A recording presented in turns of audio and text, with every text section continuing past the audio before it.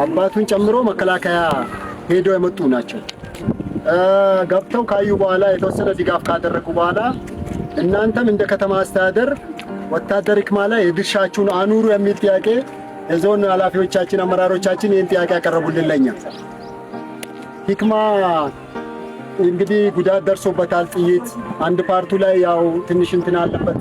ሌላም ሕክምና የሚከታተለው ነገር ስላለበት ከተማ መቅረብ አለበት። መሬት ቢያንስ እናንተ መሬት አመቻቸው የሚል ጥያቄ ያቀረቡልን። እኛ ደግሞ እንግዲህ ለበርካታ ወታደር አገልግለው የመጡ ሰዎች ቤት ሰርተን ሰጥተናል። ብቻ መደለም የከተማ አስተዳደር በማህበር አንድ የመከላከያ ተመላሽ መንደር አለ። የመከላከያ ማህበር በርካታ ወደ 7 8 10 የሚሆኑ የመከላከያ ማህበር አለ። በማህበር አደራጅተን እንሰጣለን። አንድ በሌላ መልኩ ደግሞ አቅም የሌላቸው እንደዚህ ቤት ሰርተን እንሰጣለን። ይሄም እድል ከሰጣችሁን እኛ መሬት ብቻ አይደለም ቤቱን ሰርተን የውስጥ ቁሳቁሱን አሟልተን ማስረከብ አለብን። እድሉን መጠቀም አለብን። ለላንፉሮ ወረዳ ቤተሰቡን ስጡት።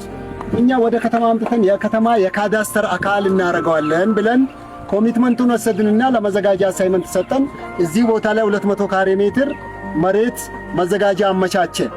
ቤቱን ስንል እንግዲህ እኛ ከተማ ላይ ያሉ ተቋማት እናንተ እንደምታደርጉት ሁሉ በበጎ ስራ ይሽቀዳደማሉ።